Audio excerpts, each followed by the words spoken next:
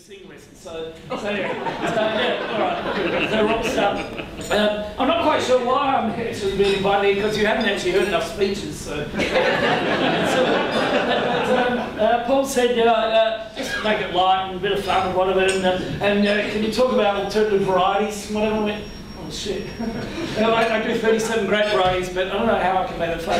So do you mind if I just talk about what I'm doing right now, which is 90% of my time is making this cube, which you can see out here. This is actually a little while ago. It's now nearly all covered by the puzzles on the outside. And it's important, of course, we've heard a lot of scientific stuff tonight, and it's a very scientific-oriented society, obviously. But tourism is also very, very important, and selling wine is extremely important. Of course, that's what we're here for at the end of the day. And so this is really where this came from, and it came about because I needed something that really depicted D'Arenberg. And D'Arenberg, in my mind one day, was that, well, we're fun, label names are really hard to work out, they're a puzzle. And wine is a real puzzle, and so well, what's the most iconic puzzle? A Rubik's Cube. And then I went, well, yeah, but I don't really want colours on it because they're a bit garish. Actually, the original version.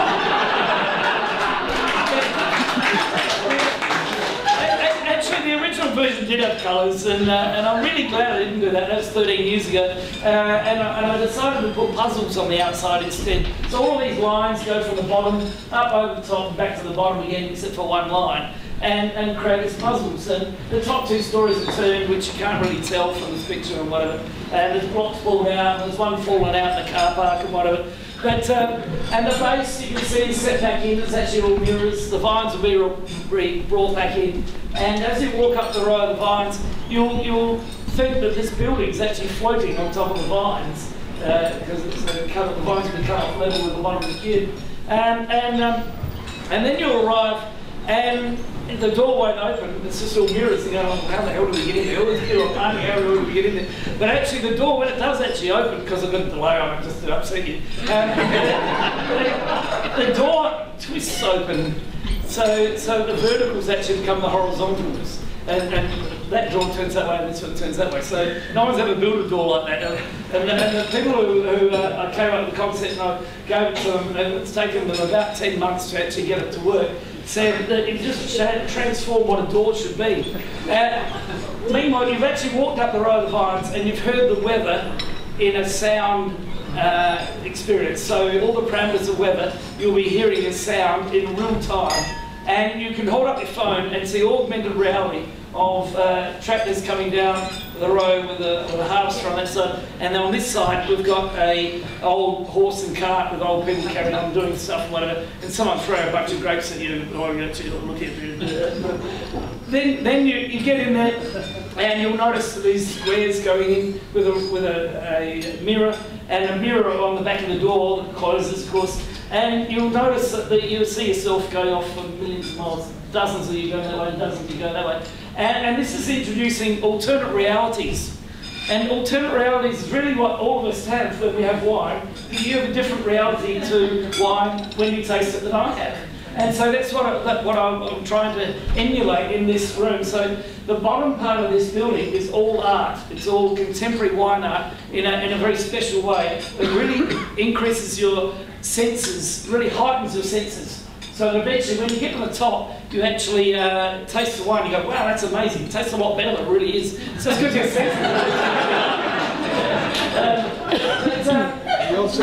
And so there's actually a lie detector I just bought on the weekend as well. It's right next to a geology map, and so to prove that we're actually making wines that reflect the terroir, the true terroir of the vineyard, with no fertiliser and no limited oak and whatever. So they really are.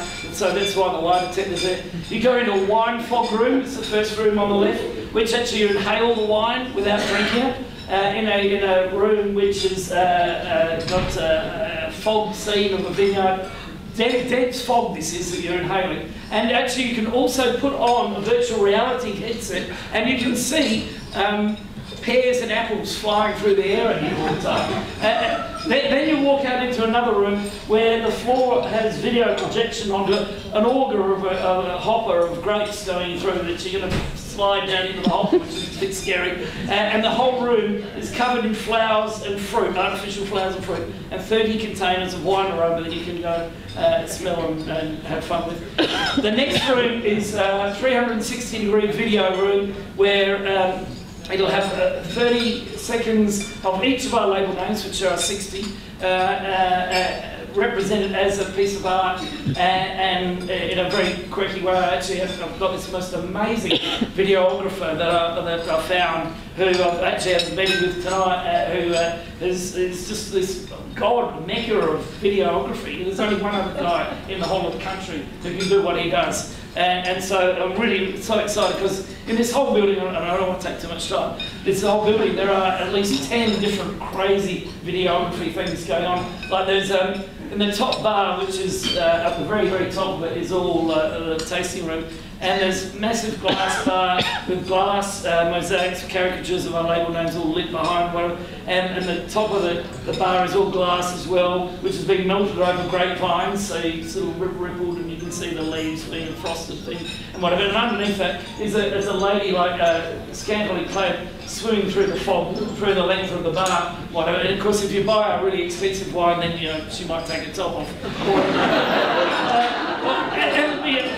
We can have blokes as well. Not that anyone wants to see their top off. But it's important that we realise that tourism is enormous in Australia. Australia is going to be the #1 destination for tourism in the world. It already pretty much is, basically. There's the #1 factor for tourism in the world is safety. And Australia is at the very top of that. And then the next one is environment. We have environment for Africa, if that makes any sense. And the next one is food and wine. When they come here, before they come here, they think we're about 9th. After they are here, we're #3 after Italy and France for food and wine. So we're going to be swamped and swamped and swamped. And so that's why I'm creating this building. So that, well, to make money as well, tourism opportunity is enormous, and to stimulate people's minds and have an industry that appeals to the next generation. They want to have a bit of fun. It's got to be Pinterest oriented and whatever. So that's why it's crazy. Yeah. So thank you for your attention.